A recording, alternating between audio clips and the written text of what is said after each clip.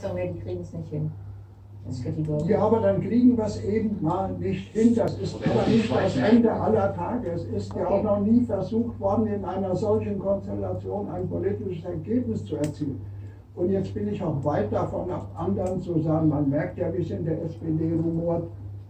Das ist auch legitim, dass es dann dort rumort. Zu was ich sich entscheide, ist ihre Sache. Das Aber ist dann eben keine einfache. Nein, Aber Neuwahlen hatten sie auch nicht gewinnt. ich halte das wie